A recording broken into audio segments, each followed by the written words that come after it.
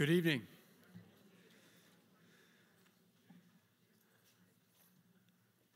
I'm Mark Updegrove, the director of the LBJ Library, and on behalf of my colleagues from Texas Monthly Magazine, I want to welcome you tonight as we hold forth on a topic that is very important to this nation's future, and that is our relations with our neighbors to the south.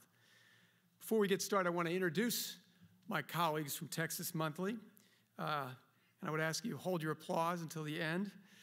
Ellen Russell, the president. Jake Silverstein, editor. Amy Sarah Legge, publisher. And David Dunham, publisher. I'd also like to introduce a couple of other folks here in the crowd. The daughter of the 36th President of the United States, Lucy Baines Johnson.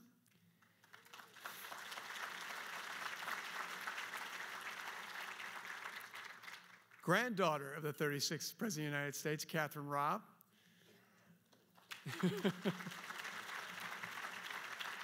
Making a dramatic entrance as always. Welcome, Catherine. Senator Gonzalo Barrientos.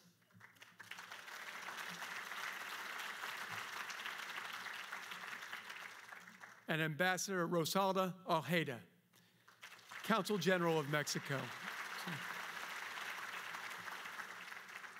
Tonight we're privileged to have as our speaker Ambassador Carlos Pascual.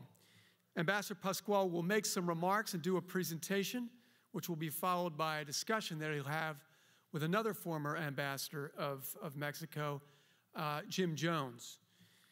It's my pleasure to introduce Ambassador Jones, who is a member of the LBJ Foundation and was ambassador to Mexico from 1993 to 1997 under President Bill Clinton.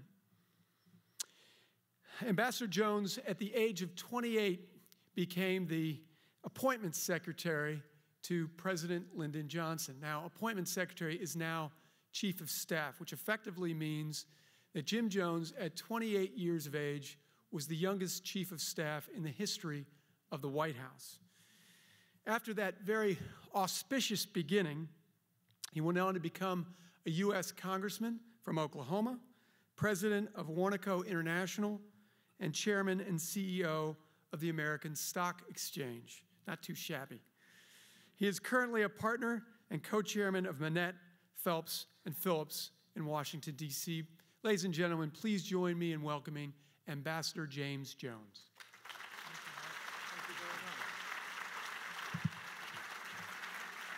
Lucy. Thank you very much, Mark.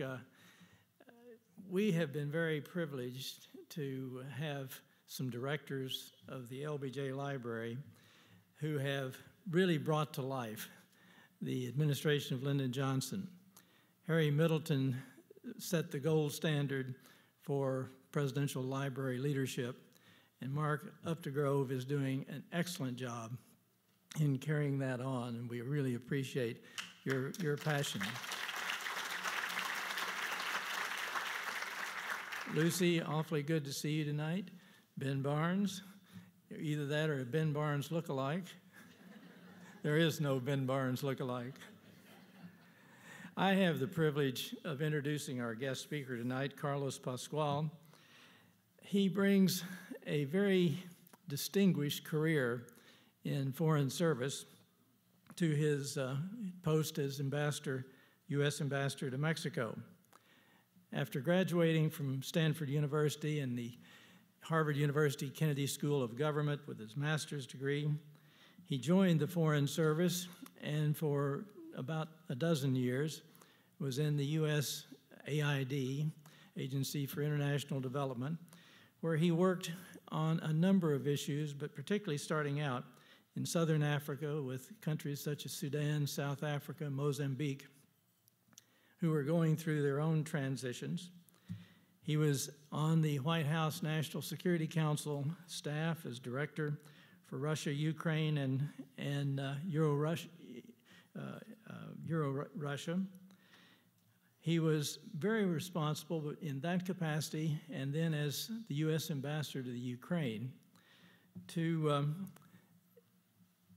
lead the effort in the dismantling of weapons of mass destruction left over from the old Soviet Union, particularly missiles such as the SS-24, which were there in Ukraine.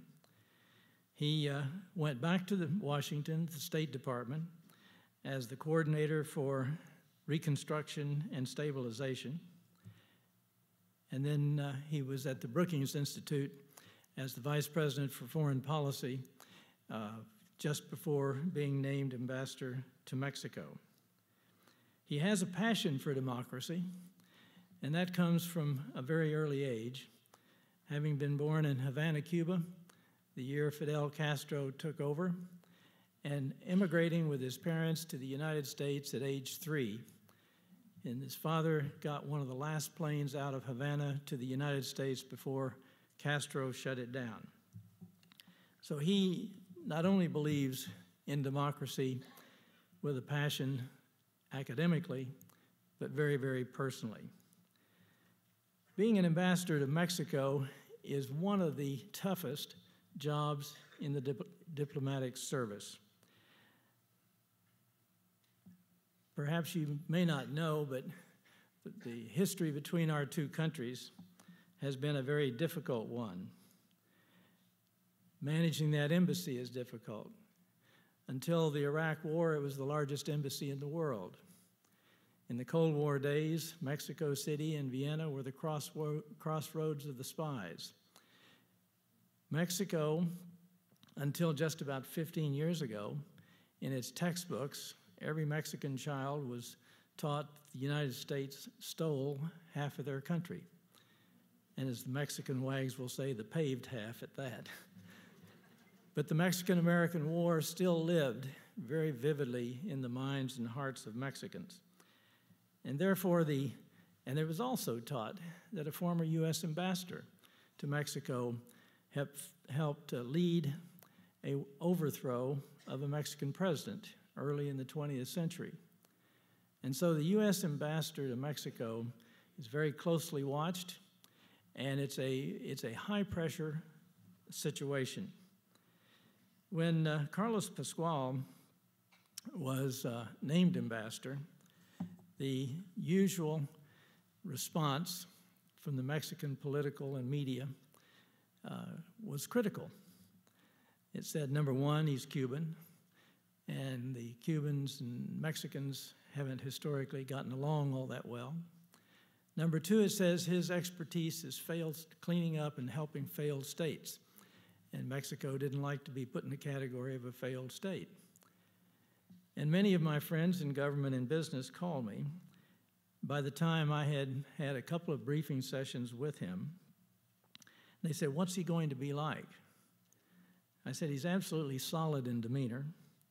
He studied in his decision-making process. He is trustworthy in word and deed. And while not flamboyant, big backslapper, he will, as we say in Oklahoma and Texas, wear well. He has done just that in Mexico. He's taken some very difficult situations and represented the United States extremely well, and in the process made many, many friends throughout Mexico and improved our relationships very well. So it's a pleasure for me to be able to introduce the U.S. Ambassador to Mexico, Carlos Pascual. Very nice.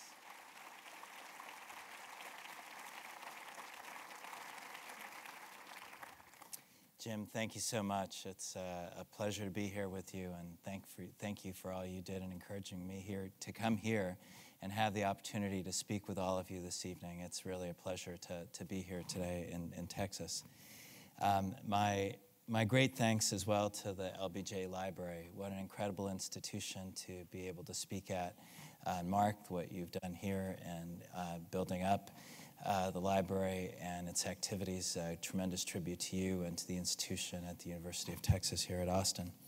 And to Texas Monthly and to Jake Silverstein, thank you as well for your co-sponsorship of this event. Jake, the last issue of Texas Monthly and the way that you dealt with the immigration issues is extraordinarily commendable. not an easy issue to deal with, and you've done it in a very balanced and professional way, and it's a great example of the kind of balanced and informative journalism I think we all want to be able to see. For me, it's a great pleasure to be able to talk to you today about Mexico at a crossroads. And there are three crossroads here. One is Mexico and its economic future and its growth from a country that for many times have seen as a poor country to its future as a partner in the G20. Mexico at a crossroads in its security and its ability to establish for the Mexican people a sense of confidence in the rule of law. And Mexico at a crossroads in the interrelationship between security and economics and how these issues relate to one another. And let me try to give you a concrete sense of how this plays out. One is the city of Querétaro. It's a beautiful city with cobblestone streets, extraordinarily charming. It was the place where the Constitution was signed in 1917. The per capita income of Querétaro is about $27,000 a year, about twice the national average of Mexico. The kinds of companies that we see that are providing employment there are General Electric and Bombardier, who have established world-class plants there. And today in Querétaro, we see one of the most effective community police forces that you have anywhere in the entire country. And then about 1,100 miles away is Ciudad Juarez. And in Ciudad Juarez, the homicides this year between January and June are 50% higher than they were the year before. It's a city where its ability to provide services have been compromised in many places. They don't have paved roads and sidewalks. About 25% of the houses have been abandoned.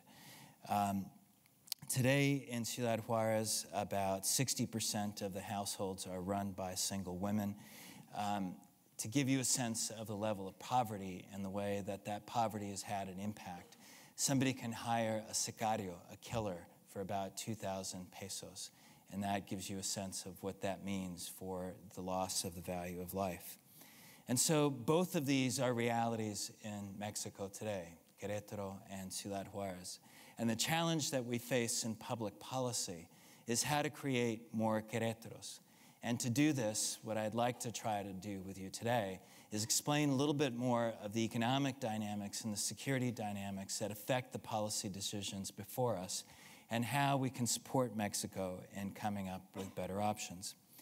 To do that, I think it's important to start with the economic agenda. I think sometimes people forget that Mexico is today our #2 trading partner. #2, ahead of China. We export more to Mexico than to all of the newly industrialized countries in Asia combined. Mexico took a big hit during the Depression. Its GDP contracted by about 12%, but then it started to grow. It looks here like it took a hit in the first quarter of this year, but in fact, in seasonal terms, if you compare year on year, it actually was about even or a little bit higher, and it grew at about 7.5% in the first quarter of this year. Its international reserves have been extremely solid. The inflation rate is down at about 4%.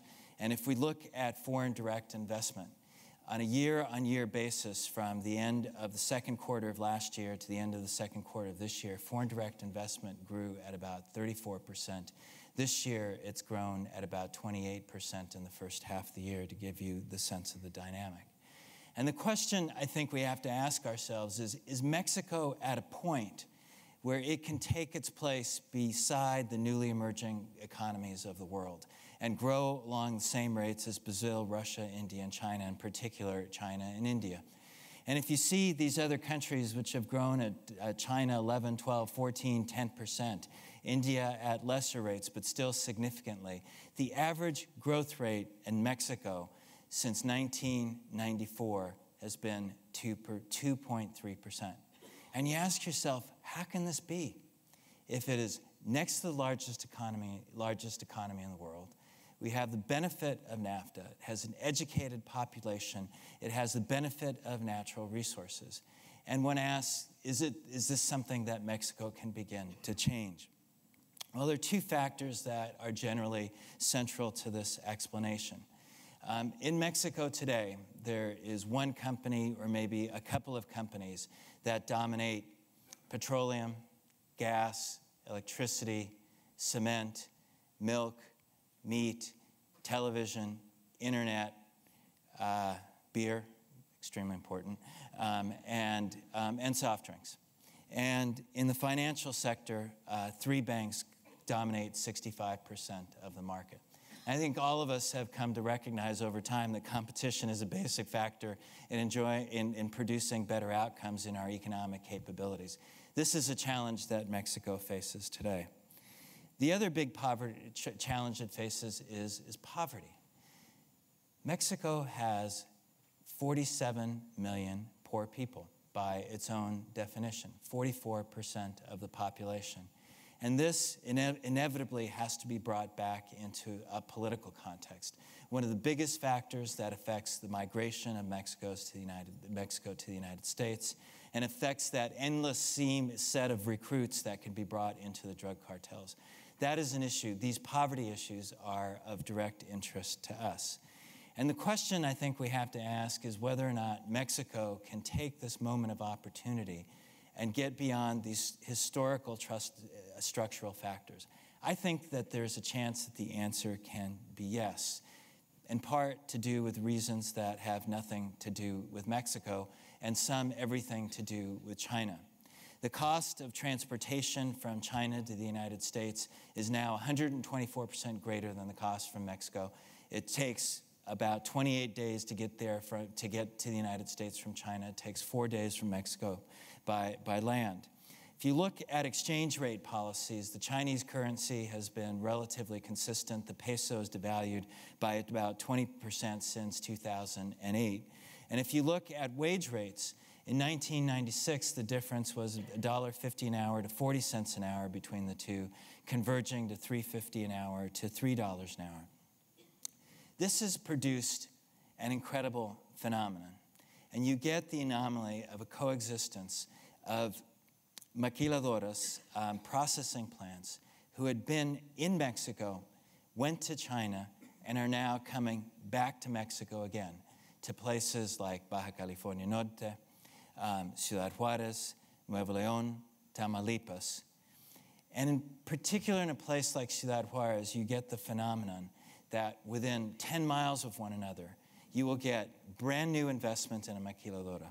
A company like Cisco has its largest plant outside of the Silicon Valley in Ciudad Juárez. And yet, 10 miles away, in the downtown service sector, you'll get a flight of capital, a contraction of small and medium enterprises and the service sector because of the threats they face from extortion and blackmail and robbery and kidnapping. And we ask ourselves, how long can these pieces exist with one another and function together? A friend of mine who is an investment banker said, you have to think about the relationship between risk and investment like a rubber band. You can keep stretching it. Where you are today may not be necessarily the best predictor of where you may be tomorrow. And if you break that rubber band, it becomes useless to you. And so the challenge that this presents to us is, how do we release the tension from that rubber band so that Mexico can take advantage of the potential that it has in front of it? And this brings us back to the security sector and the business climate. One of the things we know is that violence has increased. Since December of 2006, the number of homicides in Mexico had reached 28,000. By June of this year, it's now close to about 30,000. But here's something you probably don't know. The homicide rate in Brazil is 25 per 100,000. In Mexico, it's 14 per 100,000. I think if you were to poll most people on the streets, they would never tell you that Brazil as a country is more insecure than Mexico is. And that is why we end up focusing so much attention on individual places like Ciudad Juárez, where the homicide rate is 191 per 100,000.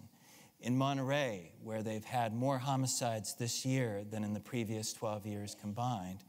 And increasingly, what we've seen is a change in the nature of that conflict, where we've seen over the past year the use of car bombs, grenades, the targeting of 11 mayors who have been assassinated, a gubernatorial candidate, Torre Cantú, who was assassinated in Tamaulipas.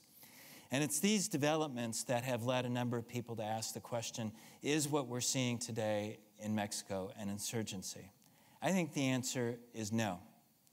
Because what we're seeing from the drug trafficking organizations, these transnational criminal groups, is not that they're trying to exert political control.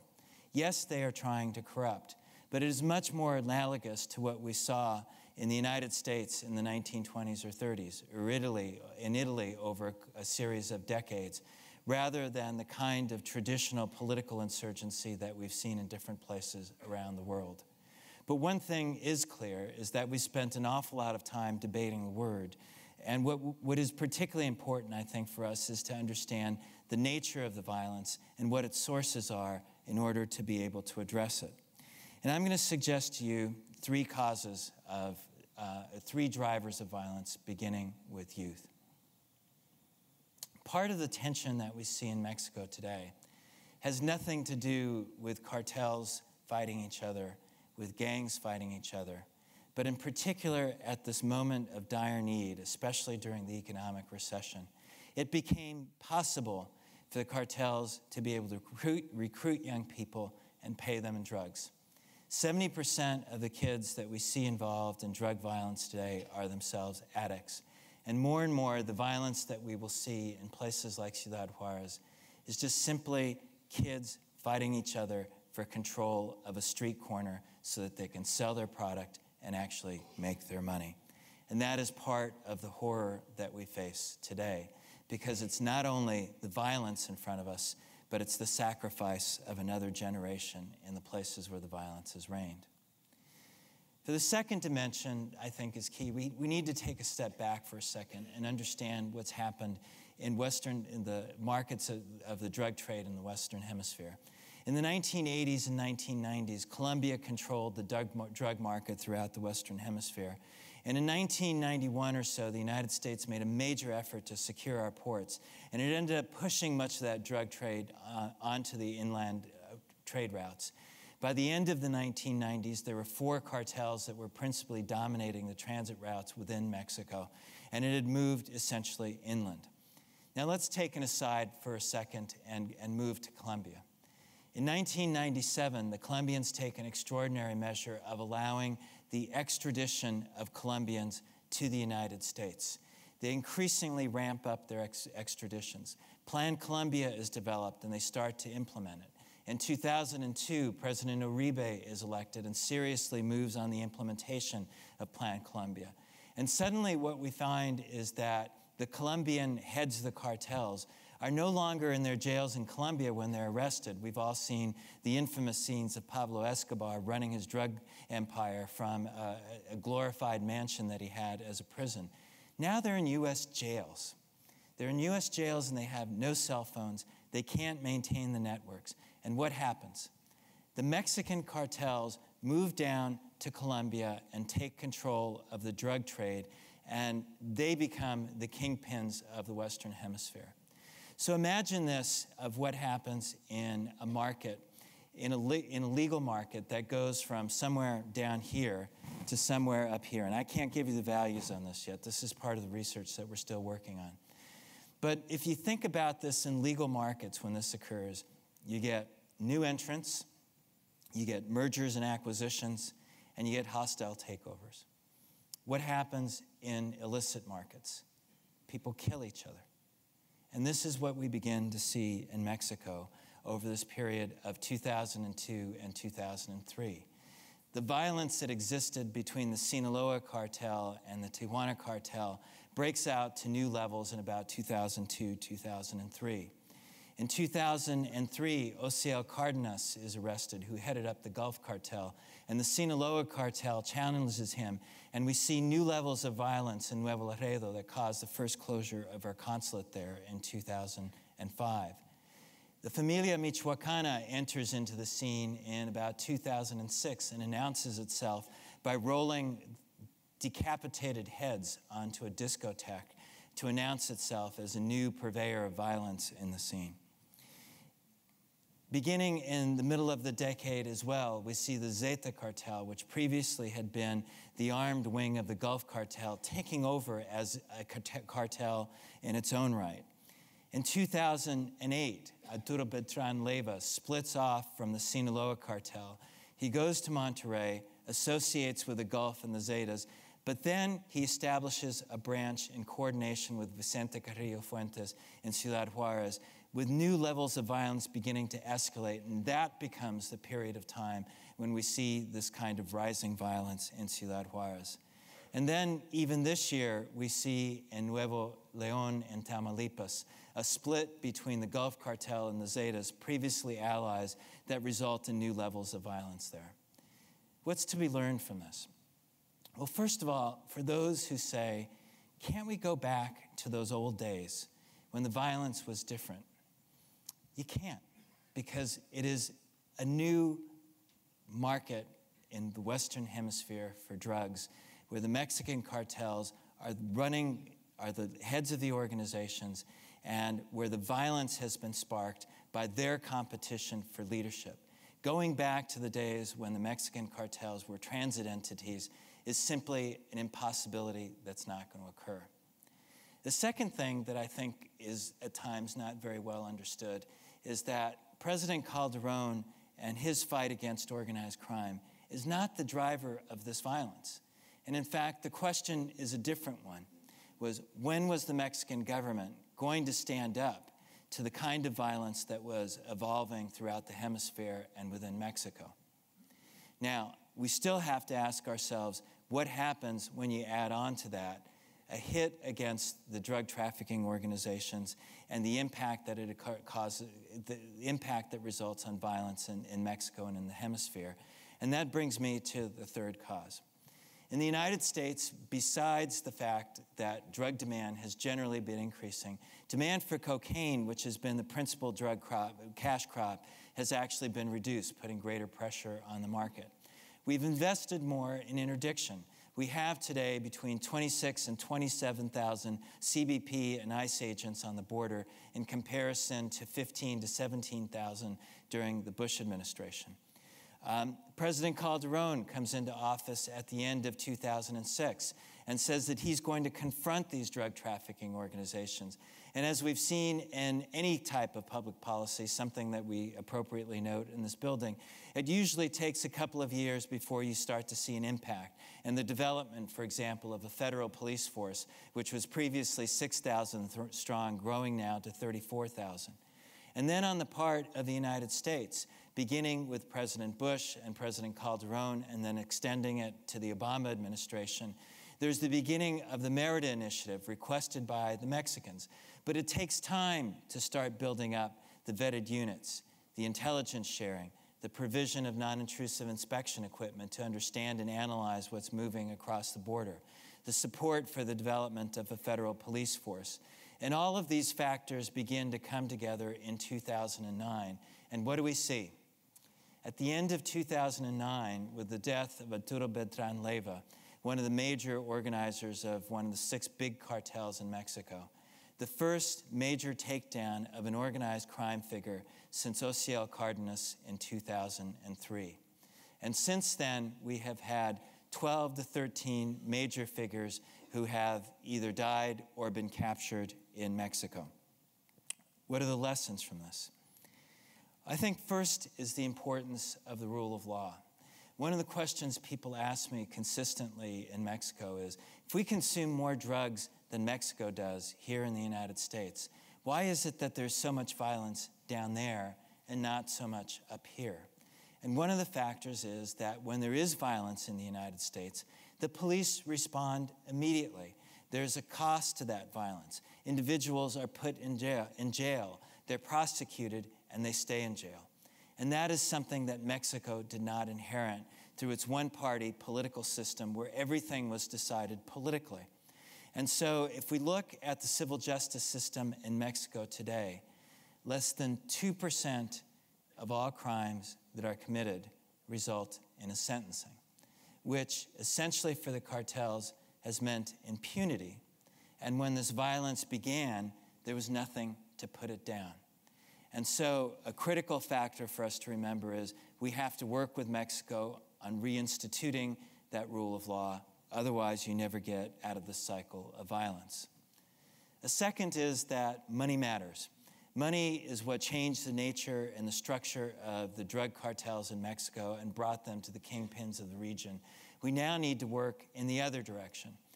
ICE and DEA estimate that there are between $19 and $29 billion a year in money laundered between the U.S. and Mexico and drug-related activity. At best, we're capturing about $1 billion a year. This we know. If we cannot change this and draw out the resources and cut off resources from the cartels, they will use it to fuel more violence and to corrupt more people. And the third lesson is the transnational nature of the story that we just heard. Transnational, not just in the movement of drugs, but in the movement of violence. And hence, as we look forward to the future, we need to work on strengthening the rule of law and the policing capabilities, not just in Mexico, but in our friends as well. And so from here, let me then bring this to the point of a discussion of strategy and policy and where we go and how we work together with Mexico on addressing these issues. The Merida Initiative, as I mentioned, began in 2007 in principle. The first funds began to flow in 2008. Since then, we've gone through an extensive review of how the program functions. And in March 23rd of this year, Secretary Clinton came along with Secretary Gates, Napolitano, Admiral Mullen, and several other cabinet members. And we began what we call Beyond Merida, 4 pillars of support. The first one involves dismantling and disrupting the drug trafficking organizations. The second one is on building the institutions and the rule of law. The third is looking at the border from a 21st century perspective that not only stops bad things, but facilitates legitimate commerce and movement of people. And finally, the fourth is how we help communities become more involved and more effective in promoting their own security. I can talk each of those in more detail, but what I'm going to try to do is give you a little bit of a twist on this and look at it from a perspective of time, starting with the long term. Because, again, if we don't remember the importance of the rule of law to promote safer communities, we cannot succeed. And so we need to get a virtual circle of activity going between police and the communities, the justice system and the communities, and the reduction of demand for illegal drugs. One portion of that has been the buildup of the police. We've supported the Mexicans in building up the federal police from 6,000 to 35,000. We've helped them create an academy at San Luis Potosí. We've provided training materials, trainers. We've worked on bringing trainers from Colombia, Canada, from Europe, the best that we have throughout the world, and bringing that experience there. We've helped them in creating vetting procedures. And now that federal police force is starting to make a significant difference. Today in Mexico, there's a great debate on what to do about state and municipal police. I can't tell you how important this is, because when violence breaks out, it breaks out locally in Ciudad Juarez, or Matamoros, or Nuevo Laredo, or Culiacan. And who are the first responders? Those first responders have to be local police forces. This is an area that Mexico did not traditionally address. And they're looking at legislation that would create a single police force for each state. Why? Right now, there are over 2,000 municipal police forces in Mexico. And if they have to go in reforming those one by one, the administrative task and burden is overwhelming. What we have said to our Mexican colleagues is that if they're willing and able to pass legislation to move in this direction of reforming their police forces, that we're willing to work with them in building up the capabilities of training them and creating greater capacity. We've worked with Mexico on the judicial system. They passed an innovative reform in 2008. Because it was a constitutional reform, they now have to pass legislation at the federal level and in each state to come into compliance with the Constitution. We've helped with professional exchanges. We're training them in the process of administering oral trials. We've helped them with looking at the use of conspiracy law as we have developed in our own system on the Racketeering Act that was passed in 1967 and we used as a tremendous tool in tackling organized crime, beginning in particular in the 1980s, as well as building up greater capacity on managing the chain of custody, on fighting money laundering, and on asset forfeiture. Demand reduction is going to be critical, and we have to keep doing everything we can, not just in Mexico and helping them with this, but in our own communities. If we think of the efforts that we put into reducing the use of tobacco, from the funds that were invested to the role of the private sector, to the way that we address this in school, to even going to Hollywood and changing the character of what heroes were like and the fact that they were no longer the Marlboro man smoking cigarettes. Think about how much we have to do still on demand reduction for drugs. The Obama administration has increased the budget by about 13% to $5.6 billion for demand reduction. It's still just scratching the surface on this issue. And finally, it's critical that we work together on building safer communities. The picture that you see here is from Ciudad Juarez in July of this year. This concert was put on by a youth group that has now turned into a network of youth organizations that comprise 49 different groups. They have merged from the bottom up, and they have started to say that, yes, they can start taking back with the city. They can work with community organizations. They're starting to engage youth who are ex-gangsters, medical students, hip-hop dancers, graffiti artists, to begin to go out to the community and engage them in ways that provide alternatives for young people.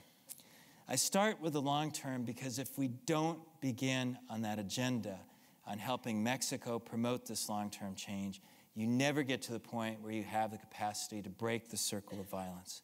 But still, in the short term, the question is, what can be done to be more effective? And let me highlight 3 sets of issues. One is the importance of integrating intelligence with operations. We've seen already from the information sharing that we've done with our Mexican colleagues that it's had an impact in going after high-value targets. The heads of these organizations that I've been mentioning, I mentioned a little bit earlier.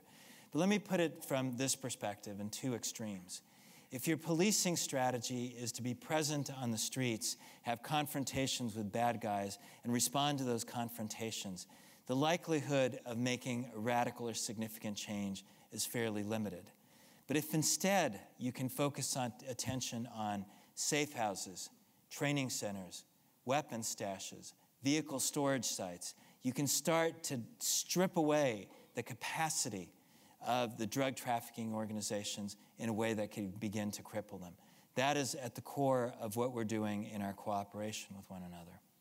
On arms trafficking, we've begun inspections on all trains moving to the south, random inspections of vehicles. But this is one of the critical points, is prosecuting illegal trafficking of arms. We've introduced into Mexico a system called E-Trace. It's a system that we have in the United States for tracking the sale of arms. And what Mexico is now able to do is to enter the serial numbers for arms that have been captured and allow us to see what the last point of sale was, determining if there were patterns both on the sellers and the buyers, and building up criminal cases. We had an extremely successful case that was recently concluded in Tucson, Arizona. 2 individuals at the head of an organization, 10 straw purchasers selling AK-47 type weapons to the Sinaloa cartel. As a result of this, we're able to get prosecutions of 57 months and 48 months for the heads of these organizations. And finally, on money laundering, we've done a huge amount on improving the sharing of financial intelligence and information at a macro level. But let me give you an example of something which is key. In Mexico right now, there is no national property registrar. There are 19 states that are in the process of developing digitalized property registrars. There are 13 states that haven't even started. If we can help Mexico put this into place, that gives us a tool to analyze who is buying property, what the trends have been, and you take away perhaps the biggest loophole that the traffickers have today. Now, before ending this, I want to bring us back to the economic part of the agenda. Because if we can't keep going back to the positive side of what can be done, We lose the ever-critical part of providing alternatives, of creating jobs. And let me give you just 3 examples here. First is the importance of competitiveness. For me, it was an eye-opening experience at one point when I went to San Ysidro, and Customs and Border Patrol has a glass bridge that you can go up, and you can stand up there and look backwards. And for miles, all you see are vehicles and trucks, and you look at the sides, and you see houses and shopping centers and businesses, and you ask yourself, how do you fix this? And the answer is, we have to think of the border differently. Up to now, we've thought of the border as a juridical line. But if we can think of the border as a wider space and begin moving on both sides, points of customs clearances and security clearances, so that we can have mutual work by our customs agent inspecting vehicles, trucks, trains at those points, sealing them electronically, putting GPSs on trucks and trains so that they move down secure transit corridors. And then you create the requirement at the border to determine that if that's the correct electronic signal that's actually moving toward you. You've introduced a whole different regime on how the border begins to function. If you're a business and you know that you can move your product and get it to the other side in 4 hours, whole new possibilities for integration of production lines. From a security perspective, if you can begin taking off the border things that don't have to happen on the border, then you can refocus your activities on the border on those things that are real menaces and threats. A very, very small change in policy that has now been announced by President Obama and President Calderon. We have an executive steering committee to put this into place. We're working toward the first meeting of this executive steering committee in December. Small change, something that can be radical in its impact. The second area is standards and regulations. Why a seatbelt? We have different standards for seatbelts in Canada, the United States, and Mexico. How can you produce a North American car if you can't produce a common seatbelt? But if you have common standards for seatbelts or emission standards or light bulbs and refrigerators, you create new possibilities for integrations of businesses that allow us to enhance our competitiveness in global marketplaces. And finally, green energy. I think there's a huge possibility for the development of cross-border renewable energy markets between Mexico and the United States. Let's just use the Renewable Portfolio Standard in California as an example. They've set a target of 33% renewable energy by 2020. Right now, they're about 13%. The market is huge. If you can tap solar power, wind power, to be able to facilitate investments, establish the transmission lines, link into the grids, and be able to share power across both sides of the border, the creation of more jobs, green energy in a way that is supportive for both economies. We can do this. One small example in Oaxaca, one of the windiest places on earth. Exim Bank financed an investment for $102 million, turbines from Oxnard, California, Walmart buying a third of the electricity that's coming off the project. And as a result of that, we have a new 250 megawatt renewable energy wind power project, which is powering a significant portion of the Walmart stores in all of Mexico City today. If we can take that example and extend it more broadly, we can begin to transform how cross-border electricity markets are going to be able to function. So let me close with this. We are, I think, at a crossroads, and 3 of the dominant themes that we're going to find are, first of all, the rule of law. The rule of law because it's critical for business to be able to enforce contracts, and it's critical for communities to be able to have a sense of security, of knowing that their kids can live in peace and that they're going to have a better future. The second thing is the critical nature of addressing the transnational nature of these problems. Transnational in the business world of recognizing that we're competing together in a global market and that we can help each other in this global market. But from a security perspective, understanding the transnational nature of crime and the need to work together throughout the hemisphere to address it. And finally, that we have a window of opportunity. A window of opportunity so that we use this economic potential that Mexico and the United States have together to be able to drive the security agenda and not let the insecurity that we face today be the definition of our economic reality. Thank you very much.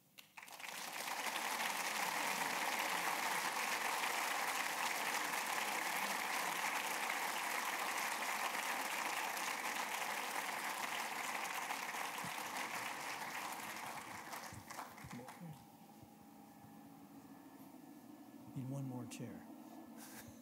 Good job. You will get a chair. There you go. Carlos. Thanks. I need a glass of water. We're going to start with a little discussion on some of the things that Ambassador Pascual raised, but we hope that it will elicit some questions and comments in the time we have left. I'm really pleased that you dwelt so much on the security situation, because in the United States, wherever I go, the impression is that Mexico is just a totally insecure place everywhere. When I was there, as long as the market of the United States was so large, the criminal organizations will find a way to get it. And Mexico inherited that location. And they don't like to be disrupted. So President Calderon has created this great disruption. It's created, in many ways, a lot of insecurity in terms of deaths and bad headlines. But for him to keep that up requires political support of the Mexican people, which he has so far. Would you comment on, one, how much longer the Mexican people will really support him in that effort? And number two, in 2012, there will be elections, presidential elections. Will the next person who's president in that administration keep it up? That's an excellent question, Jim. I think the politics of this issue of insecurity in Mexico and how the state gets behind it has radically changed in the last 18 months or so. And look at it from this perspective. At one point, criminal activity was essentially associated from the drug trade, and people throughout Mexico thought of it as something that was away from me, perhaps something that was up there in the northern part of the country. But increasingly what's happened is that the criminal organizations have diversified, as businesses will do, into extortion and robbery and blackmail and kidnapping and trafficking in persons. But especially the kidnapping has taken the criminal organizations to where the money is, hence Monterrey or Mexico City or Guadalajara. And here, almost by definition, the people who are being affected are individuals with money of a different political class. And they've had an impact on the political leadership, and they're saying to that political leadership, we are demanding of you to do something to stand up to organized crime. And I tell you, it's not just the National Action Party that reads these polls. If you ask people within Mexico, do you think the state should stand up to organized crime? 80%, 65 to 80% will say yes. If you ask, are the current programs effective? Only about 20% will say yes, but still they support confronting organized crime. And every single political party has registered this. And if you now go through the PAN, the PRI, the PRD, the three major political parties, they will all have a common theme that standing up for security and confronting organized crime is not a party issue, but it's a challenge for the state, and it has to be pursued for the state, by the state. I think you will get differences in tactics. I think there are different individuals who will have different approaches, and some will be better than others. But this is, I think, quite a significant difference, that we've seen a real change in the political nature of this issue within Mexico. Very good. You mentioned the Merida Initiative, and I think we're putting $1.4 billion into helping Mexico and some of the Central American countries. Some of the Mexican media and some politicians say that that's a pittance compared to what we did in Colombia. Do you think we're doing enough? Can we do more? What could we do more effectively to help Mexico? The question of is, are you doing enough and can you do more? The answer is always yes, you can do more. But it's also important first to put it into perspective, because Mexico has possibilities and capabilities that differentiate it from other countries that we might work with. It's a G20 partner. It's the 12th to 13th largest economy in the world. It has an average per capita income of $11,500. It has the capacity to issue bonds. It recently issued a 100-year bond as a nation. It has the ability to issue state and municipal bonds to raise resources as well. And in some cases, the resources that we provide are not to provide the solution. I mean, Mexico right now is providing 5 to 7 times the amount that we have put in. We've put in about putting in $1.4 billion. Mexico is putting in 5 to 7 times that. Recently, there were senior Colombian security officials who had come to Mexico and seen some of the installations that the Mexicans have created significantly with their own resources and have said they have never had anything that good in Colombia. So first, just have to have that perspective. The second is, can we do more and can we do better with what resources that we have? And the answer here has to be yes. And what we've been seeking to do is to accelerate the ability to deliver assistance. And here, you've been on both sides of this on the legislative branch and the executive branch. Where in the legislative branch, you want to legislate it and you want to see it move and you want to see it happen tomorrow. And in the meantime, you've got to build up a program and you got to do the specifications, you got to go out and contract it, and you get contract disputes, and things get delayed by 6 months, and everybody's screaming and yelling, why isn't it going faster? And from the other side, you're looking at it and saying, we're trying to move it faster and faster, right? I think we've broken through some of those bottlenecks. We've seen an acceleration of the movement of equipment that we've been providing. We have a much better record of performance in our training programs. We have a level of engagement with our Mexican counterparts, particularly in sharing experience and intelligence, which is truly unprecedented given some of the historical factors that you mentioned in your introduction. So I think we're on a sound track, but it is hard. And I will say this, it is hard because violence is high. And what is extraordinarily difficult to explain to a population is how violence can still be high and perhaps continue for a period of time and at the same time have the right strategy. I think the two can coexist, but eventually you have to show the population that you can bring those violence levels down. And it is a sensitive political moment in that sense. One more question before we turn it over to any questions out here in the audience. What you didn't mention in your comments was immigration, which is a highly difficult issue in both of our countries. How do you respond to the Mexicans? Because they've been with President Fox and President Bush thinking they were going to get a major immigration bill, hopeful under President Obama because his cultural sensitivities and the needs, and it hasn't happened. Congress obviously hasn't done anything. But how do you handle this with the Mexicans and with the Americans, many of whom are opposed to an immigration bill? What would be the right immigration bill in your judgment, and how would we go about getting it achieved? Here, I think President Obama has been very clear, and he has stood for comprehensive immigration reform.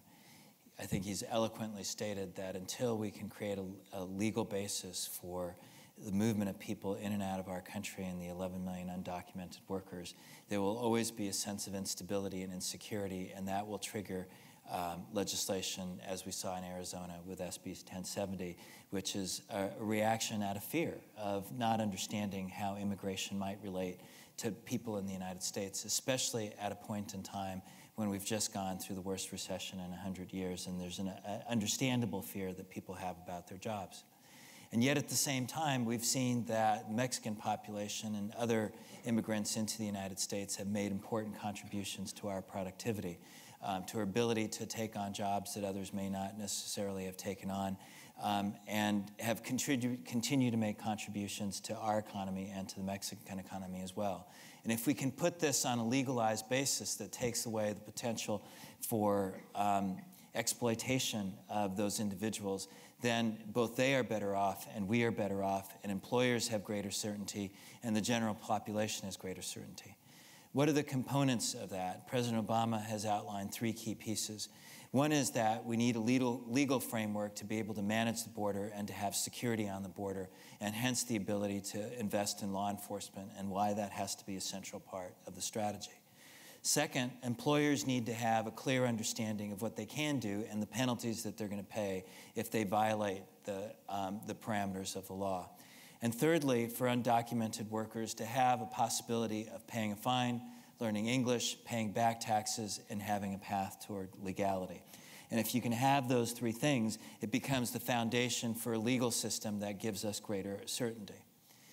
The president has also been very clear that he hasn't had the political backing to pass a comprehensive immigration reform. And some of his counselors have indeed told him, look, you've got a difficult agenda, just move it off the agenda and put it aside. And the president has consistently come back and said, look, this issue is key for our economy, and it's critical from a moral perspective. And we're never going to achieve change if we don't keep it on the agenda and build up the kind of grassroots education that's necessary throughout the country, so that we have political constituencies that understand the need for comprehensive immigration reform and can actually support it. And I think we have to remember that this is the first president who was elected on a grassroots basis with an internet campaign, and who truly believes that this kind of change from the grassroots is possible and has to be pursued. And so that's where we are right now, pursuing that kind of grassroots education and change in the United States, having a sustained dialogue with our Mexican counterparts. They may not necessarily like where we are today, but in the end, we're all better off if we speak honestly and frankly and recognize the reality, rather than trying to pretend that we live in a situation that we really are not in right now. Very good. Don't be bashful if you have questions or comments. There are 2 microphones here. You want to come up into this microphone here? I'm not sure Barely. Everybody can.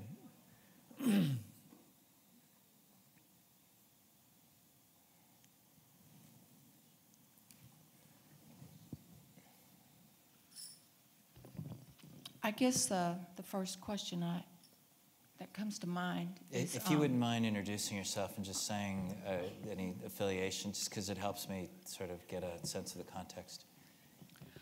Okay. My name's Rebecca Waters. Affiliation, how about Texan? Good enough. Okay.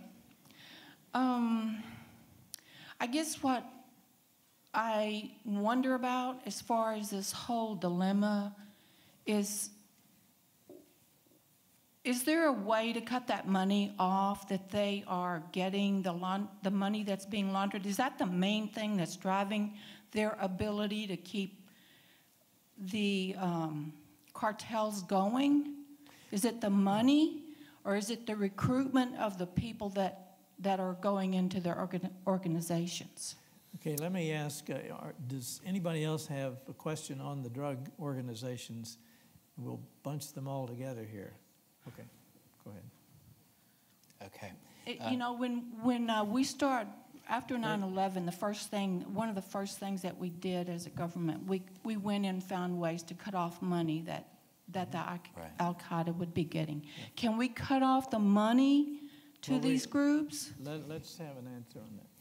Rebecca, no, that's an excellent question, and I think it's a critical piece of the agenda, and one of the reasons that I raised it as one of three key points in the short term that we need to work at.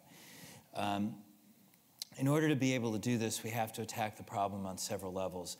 The first is at a broader macroeconomic level, and ensuring that we have coordination of accounts between the Financial Intelligence Center in Washington and a counterpart center that is in Mexico City, so that they exchange data on major flows of cash and bank transactions and give us the capacity to be able to track that. A second part is what we do on bulk cash that may be moving across the border and by ship. And that means greater vigilance at our ports, and that requires both screening the movement of transit as well as undercover operations.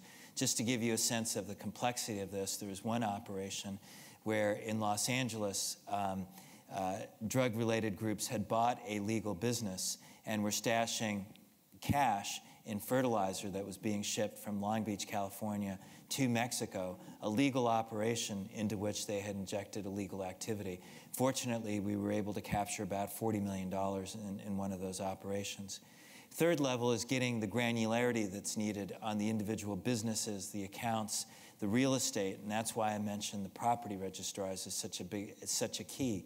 Because if you can't track real estate and analyze who is buying what, it becomes a phenomenal loophole that gives the criminal organizations an opportunity to be able to launder their funds and property that they're purchasing in Mexico. Those are some of the lines that we're working on together. On October 5th, we just recently had an intensive all-day workshop working through the lines of action. And some of these things require basic policing techniques. In the United States, for example, the way that we handle money laundering activities is you have a prosecutor at the center of the case, and around that prosecutor you build investigative teams. That approach hasn't been, Mexico simply hasn't worked these issues that way in the past. And so they're changing the way that they're operating, and we're getting some of the best of our officials from the FBI, from ICE, from DEA, working with their counterparts and providing mentoring relationships in order to be able to attack this much more effectively. Yes, sir. Thank you. If you could keep your questions short because we're really running behind. Go ahead, sir. Okay. Test. Mr. Ambassador, thank you very much for being here in Austin. We very much appreciate your presence here. I'm a journalist, John Burnett. I work for NPR, and I cover the border drug war from here in Austin. I just returned 2 days ago from Matamoros, and it really provides an interesting microcosm of the challenges facing President Calderon. The Mexican Navy valiantly took out Ezequiel Cardenas-Guillen, Tony Tormenta, but I think the people of Matamoros would say to Los Pinos,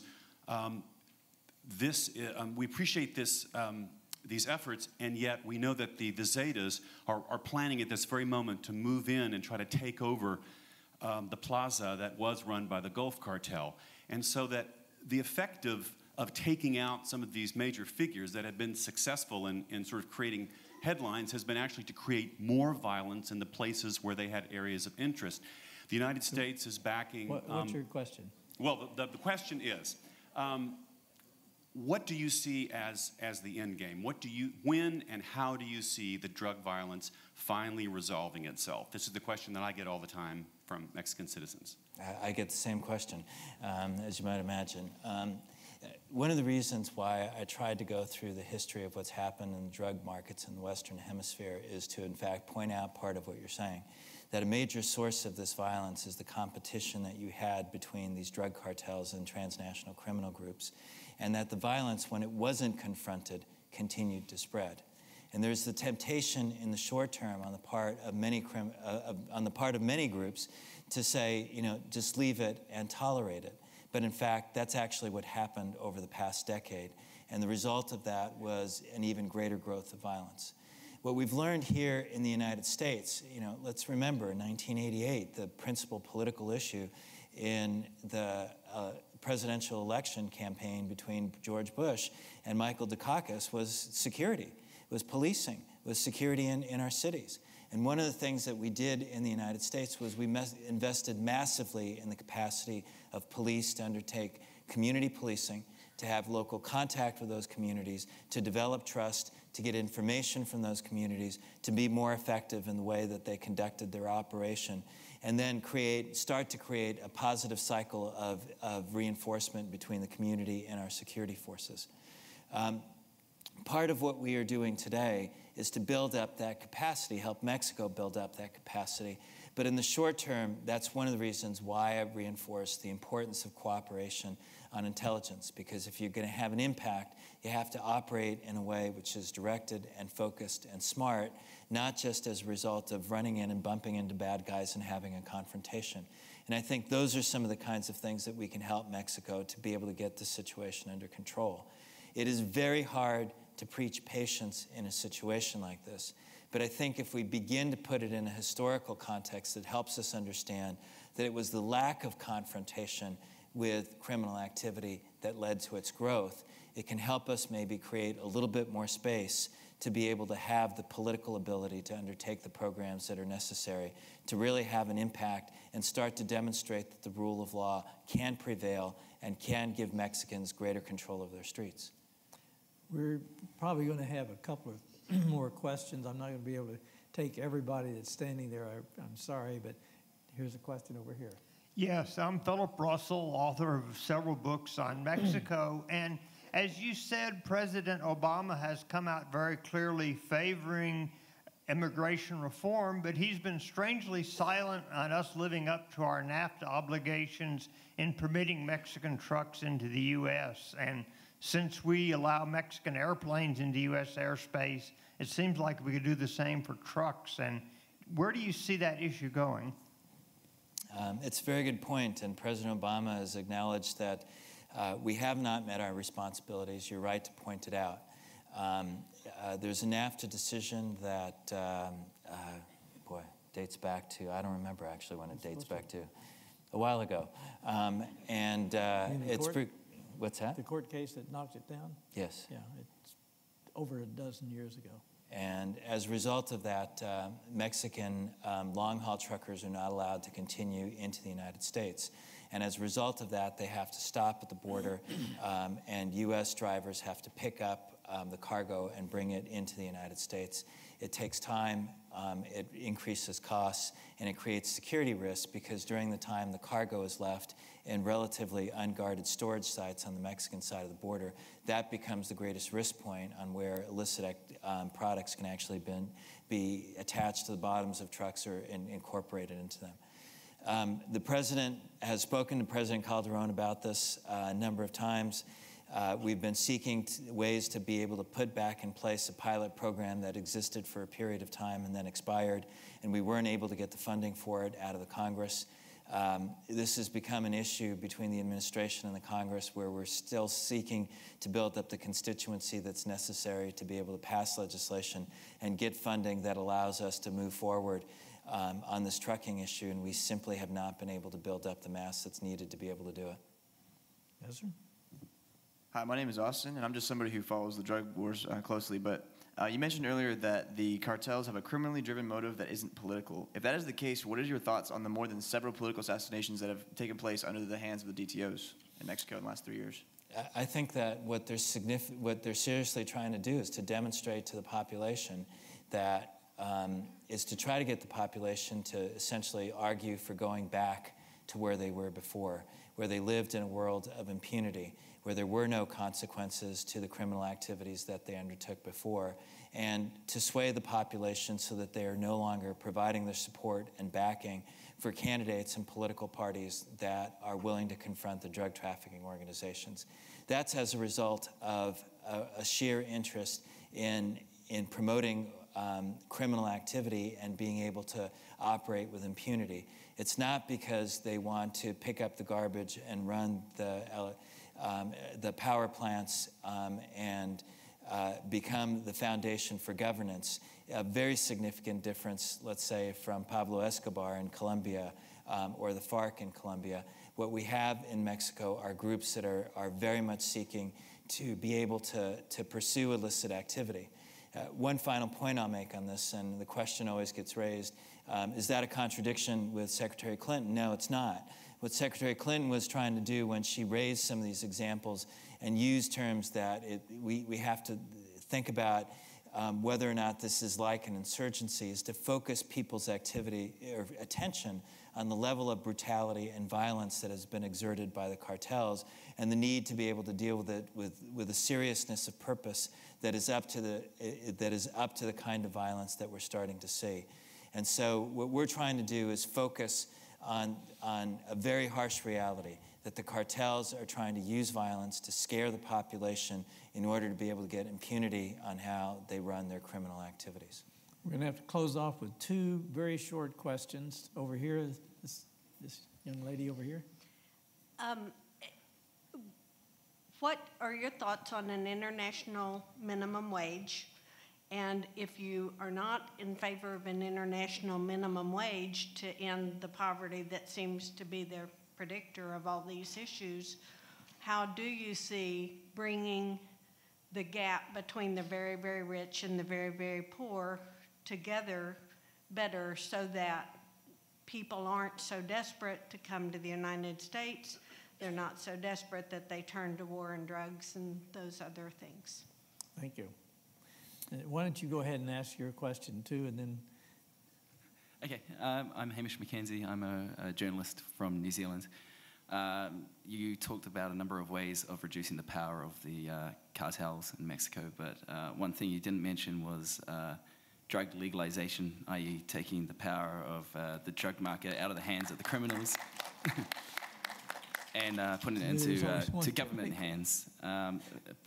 Former President Fox has urged for more discussion around the issue of drug legalization. I'm wondering how seriously the Obama administration has taken that, and how seriously the current administration in Mexico has taken that. Thank you.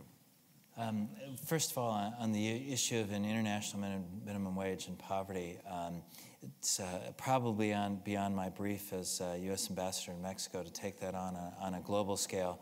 I did write a book when I was at Brookings called Confronting Poverty, and you can all buy it on Amazon.com. I'm not allowed to say that. I didn't say that. I'm just kidding. Let me answer that part of the question from this perspective. Obviously, poverty is related to people's incentives, and one of the things that people are looking for is an opportunity to provide for their families. There are things that can be done to help Mexico address the poverty question. Right now, 25% of all Mexicans have access to a bank account. In the United States and Europe, it would be between 90 to 99%. In Chile, it's about 60%. In Brazil, it's about 48%. A very basic thing that Mexico can do is to expand penetration of the banking sector in ways that bring more people into the financial sector. Some of the kinds of things that can be done that Mexico has the capacity to do is, for example, use cell phones as a mechanism in which payments are administered. There's a very innovative Social Security program in Mexico called Oportunidades. It operates principally in rural areas. They're now extending it to urban areas.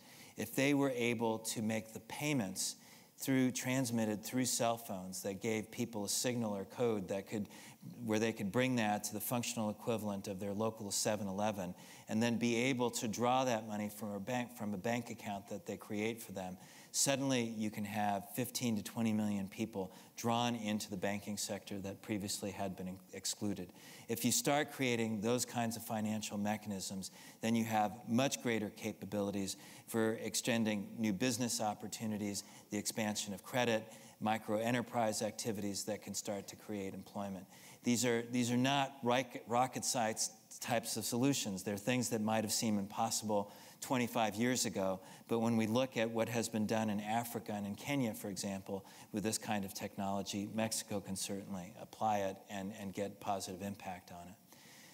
The issue of legalization, obviously, is a very sensitive one. There has been a debate in Mexico about these issues. President Calderon has welcomed the debate. He's made very clear that he's against it. Former President Fox has been in support of it. There are other political figures like Jorge Castaneda, a friend of mine who's a professor at NYU and a former foreign minister, that has been strongly in support. President Obama has strongly stated that he is against legalization, at least in the context of Proposition 19 in California. It was defeated by the voters in California just last week. There are a number of things that we don't know. If there is a legalization, for example, of marijuana, what kind of impact that would have on the price. Rand Corporation has done studies that indicated that the price could drop about 80%.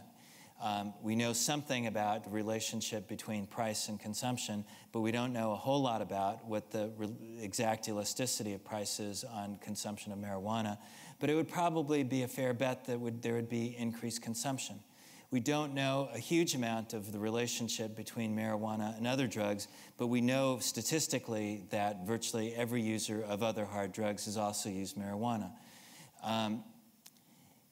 We don't know a lot about what the relationship would be between legalization and imports that would come from other countries. Would that facilitate imports that are coming in, or would it make it harder because the domestic production would actually be more competitive? The point that I raise is that these discussions, these analytic discussions, are important. I hope that there are people here at this university who are seriously engaged in analyzing all aspects of this.